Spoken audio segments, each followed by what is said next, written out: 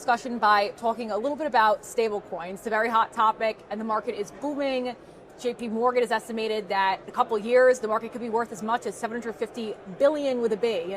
And a lot of non-crypto native players and crypto players are jumping into the fray to offer these tokens.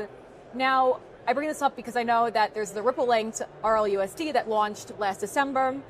I'm wondering how you see RLUSD fitting into this landscape, the stablecoin landscape that's increasingly competitive. Yeah. Look, I think the estimates around the size of the stablecoin market are actually understated. So I've seen numbers ranging from 750 billion all the way up to 3 or 4 trillion. I think when you step back and think about what problem is being solved, it's a big problem, and whether it's a corporate, whether it's individuals, making money move the way information moves today is powerful. Making it easy for people to pay each other, pay for things, cross-border. These are all very powerful things where you have trillions of dollars flowing. And so when you see markets that big, I can see a lot of capital continuing to flow to this market. As you pointed out, Ripple is launched our stablecoin just under a year ago. We just passed $1 billion market cap. So in 10 months, we're very happy with the progress. Ripple is always focused on that kind of institutional use case. So we're integrating RLUSD in our payment flows where it makes sense, where a corridor or a currency pair is more efficient to use a stablecoin than it might be to use XRP. And we want to make sure we're solving the customer problem as efficiently and as inexpensively as possible. Sometimes stablecoin's the way to do that. So I think the whole market's going to grow. Ripple, I think, has an exciting play within that. There's obviously some other very successful players, which we welcome, and I think the whole market can grow a lot. I focus a little bit less on the size of the piece we have as opposed to the overall market. If the overall market grows, I think we're going to do well. Right. Now, could you delve a little bit more into the distribution plan for RLUSD? So for us, the distribution plan around RLUSD is more focused on the institutional use case, on institutional collateral. We now have an asset in Ripple Prime, a prime brokerage platform, where people can use RLUSD as good regulatory collateral. So there's examples where we think it'll drive demand for RLUSD that's differentiated compared to some of the other stablecoins. Got it. Now, shifting gears a little bit, I also want to talk about regulations. Ripple's a big player on Capitol Hill, and leading up to the presidential elections, you guys donated tens of millions of dollars to the super PAC Fair Shake. And under President Donald Trump, you guys have been present on a lot of discussions on the Hill. So I'm kind of just wondering, based on what has already been achieved, the ratcheting back of regulations, the overhaul of the CFTC and the SEC, Ripple's case that was brought by the SEC being dropped, what else are you looking to achieve in the next couple of years, particularly in the lead up to the midterms? Yeah. Liz, I'll start just by saying it never made sense to me that this became a partisan issue. Somehow the Biden administration was very hostile towards crypto. It never really kind of made sense. We as a society in the United States should embrace new technologies that can actually put the United States at the forefront of innovation. Now, how those technologies are used is something we should talk about and make sure they're used appropriately.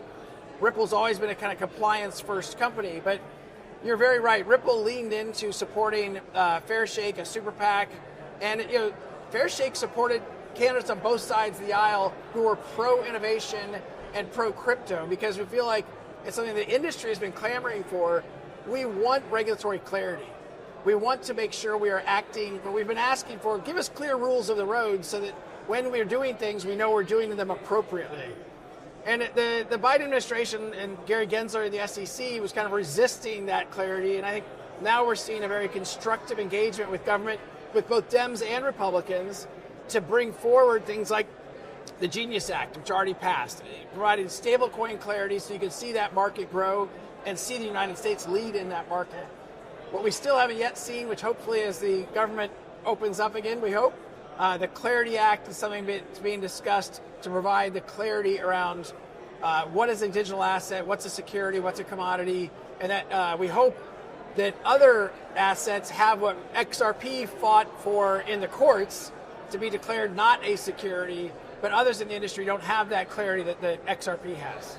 Donald Trump had also spoken, I think a few months at least ago, about creating some type of strategic crypto reserve and potentially even buying cryptocurrencies, including XRP.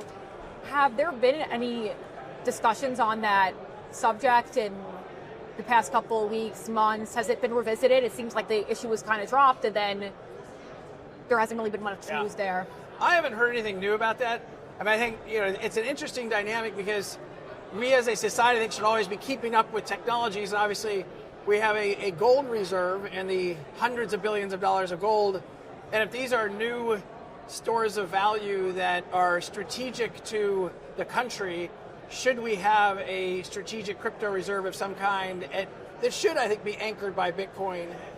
I think that makes sense. Obviously, there was some work on that done in the spring. I haven't heard the latest on where we are as a government in implementing that. Now, shifting gears again, because it's been such a big year for Ripple, I would love to talk about the acquisitions. You guys have done about $4 billion worth of acquisitions so far. You had the Hidden Road one that was worth $1.2 billion for the prime brokerage. And you had the G Treasury, it was another north of $1 billion deal. The $200 million acquisition of the Stablecoin platform. How do all these acquisitions fit into your corporate strategy, particularly under President Trump and this pro-digital asset era in the States? So I'll start just by saying I think that people still underestimate the largest economy in the world, 22% of global GDP, the United States, used to lean out on crypto, and now we're leaning in. And I think people underestimate how big a shift that is and what the impact's going to be on the crypto market overall. When I see that, and I think that people haven't quite caught up to what that's going to mean, it means that I want to see Ripple invest in that future and get ahead of where that market's going. So you're right, we have aggressively leaned in and made multiple, multi-billion-dollar acquisitions. Hidden Road G Treasury being the biggest. But for us, we've always tried to be that bridge between a decentralized financial world and the centralized or traditional financial world. And Ripple's been building bridges between them. So the assets we have been buying have been on the traditional finance side so we can bring crypto-enabled solutions to that traditional financial world. G Treasury is managing literally trillions of dollars of payments for corporate treasurers, and the ability to introduce to them, here are crypto-enabled solutions that are faster, cheaper, more efficient.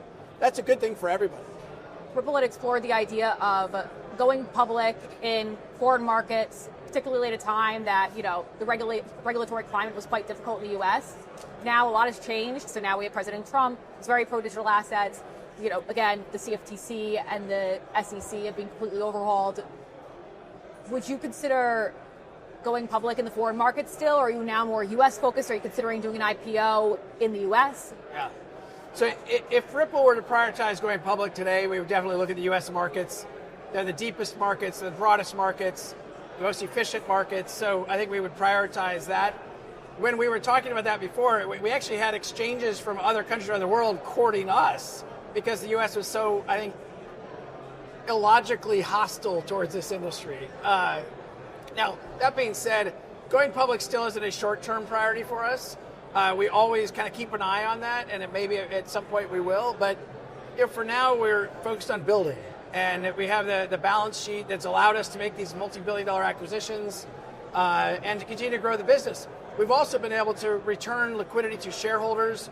This year, we've completed over $2 billion of tender offers, so we're buying shares back from our shareholders.